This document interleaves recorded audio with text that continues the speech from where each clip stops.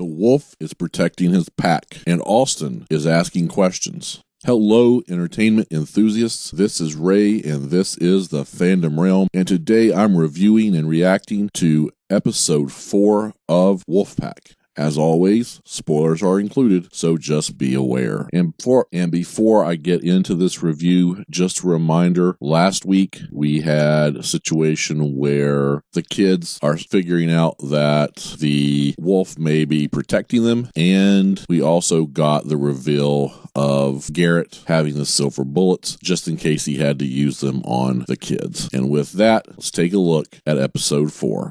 So as we get started looking in on episode 4, we're going to be reminded that the forest fire is still raging and that it is pretty significant.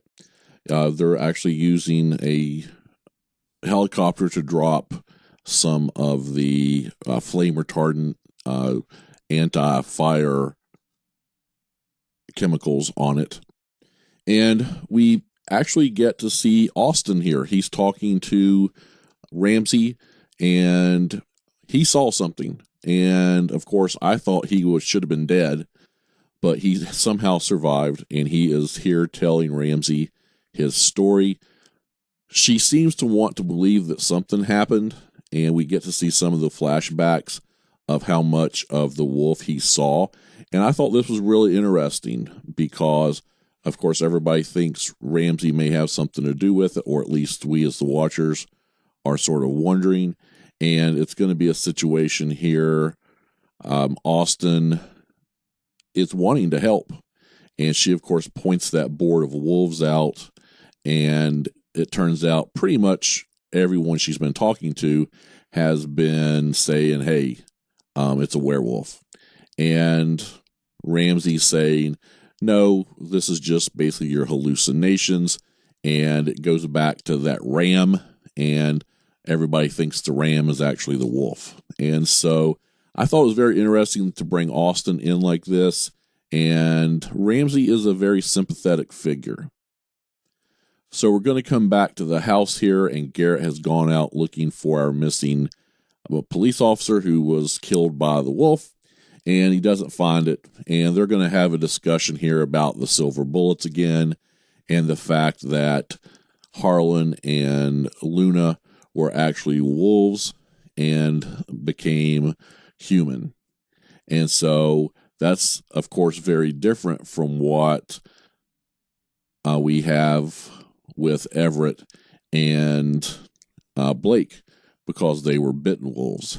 And so they're going to have that discussion, and you basically are going to have a situation here where Garrett admits he doesn't know what was going to happen. And, he, of course, needed to be ready for anything.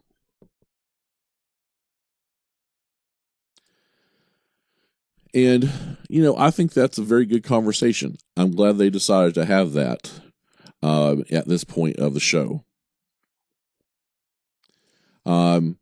They're also talking, of course, here about the silver bullet, and it's not the greatest bullet in the world because it's not that accurate.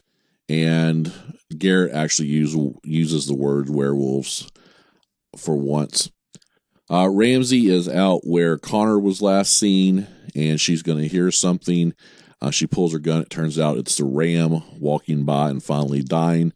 That ram that had the big claw marks in it. And you wonder, when you see this, she sees the claw marks. What does she think they really are? And of course, we're going to actually see that in a few minutes. Now, Everett and Blake have been taken home, so Everett's having trouble getting to sleep here. Of course, he has his anxiety issues, and that's not going to be helped when you've just learned you're a werewolf. We find out that Luna actually left her number with Blake. She wrote it on her arm.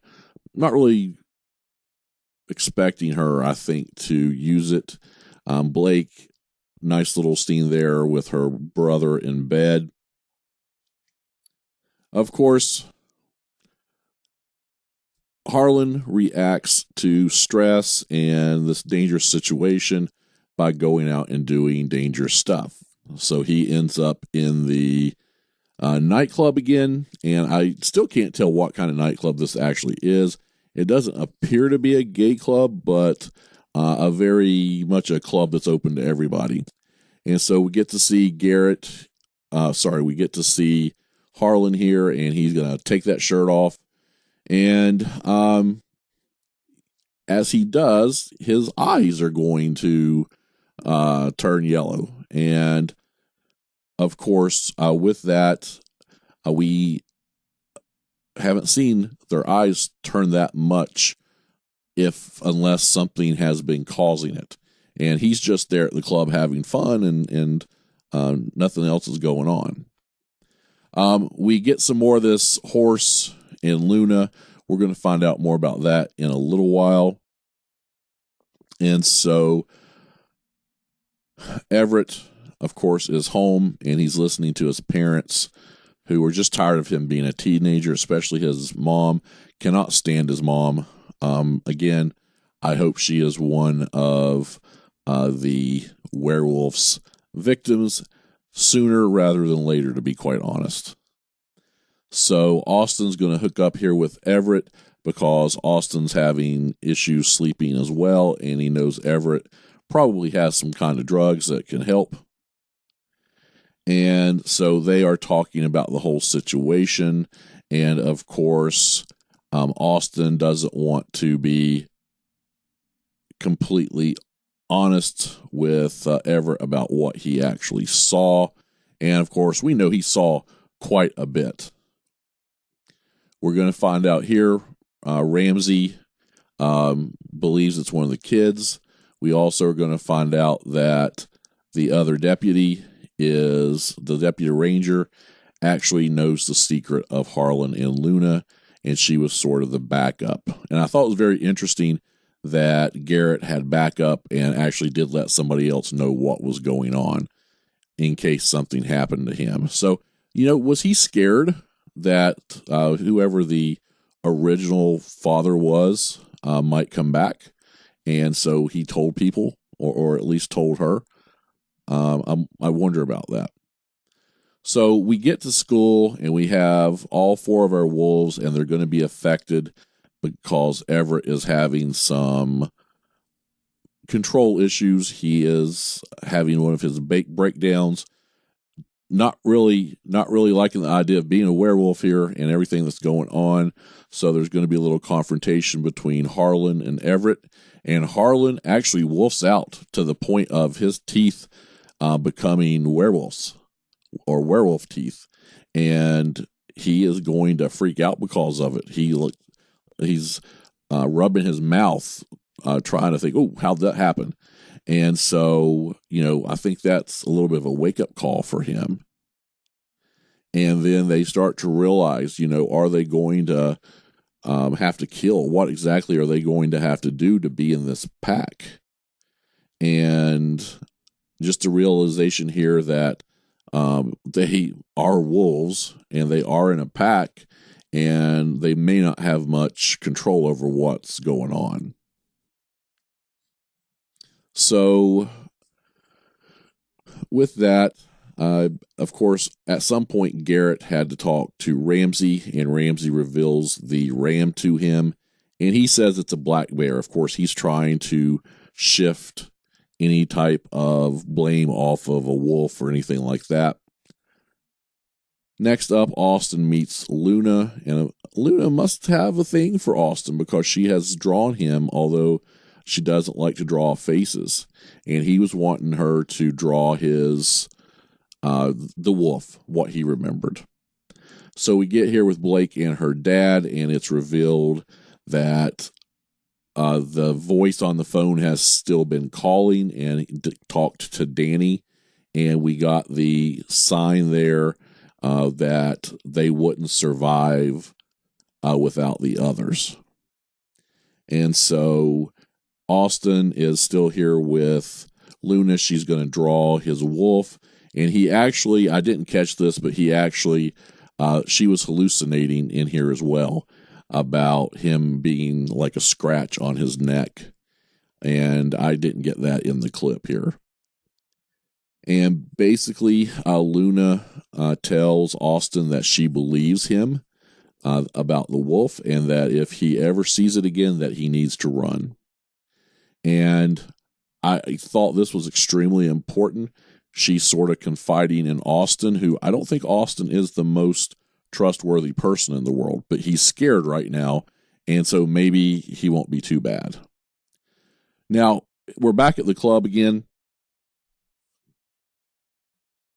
Okay, we're back at the club again here, and we have the guy that was in the police station, so I'm assuming he's one of the students. He's at the bar, and there's Harlan as well. Of course, they're going to end up getting together here. This is very suspicious to me, especially because of some of the things that are going to be revealed here in just a second. But we'll go back to that in a second. We get to see here that Blake is working at her job. That's going to come into play here in a few minutes as well. Luna is remembering the horse, and we find out that as a kid, she ended up killing the horse. And her dad basically covered it up for her. It was a full moon, and basically the horse went a little bit nuts and kicked her, and she basically killed it. And so that's why we had that earlier episode where the horse busted the door down when she was hallucinating. And so I think it was nice that we finally got an answer to all that. And just, I really like this moment between Luna and Garrett here. A very father-son, father-daughter type deal here, which I thought was very nice. Now, moving on with that, we are back at the party and at the club, and our second dude, I don't know that we named him, has a lighter, and it's from somebody who was in the LA Fire Department, and it's revealed that his dad was killed in a fire. And with that, we get to see Garrett and him are going to eventually kiss here. And I'm going to tell you, this could be our arsonist right here. Okay. Why have they added him, this guy in? And he's been at the police station. Now he's here. We see the lighter. We see the LAFD. We have Ramsey. It was that person where they may be killed in the fire that was here years ago. Lots of questions there. And then, of course, they're making out in the fire truck, which is my background picture. I just thought that was a very interesting picture. That's why I put it up there for you. So lots of things happening up through this point in the episode, but we're really going to get to the big part now. We're back to, basically this is a parking garage, and Blake is the parking attendant. So she's letting everybody in and out. She had to take her little brother with her because their dad had some things he had to do. And, you know, of course, you had to realize something was going on here. And we get this guy in the creepy van. Again, something very big. I'm going to have to go back and watch. Have we seen anybody with a handful of rings like that?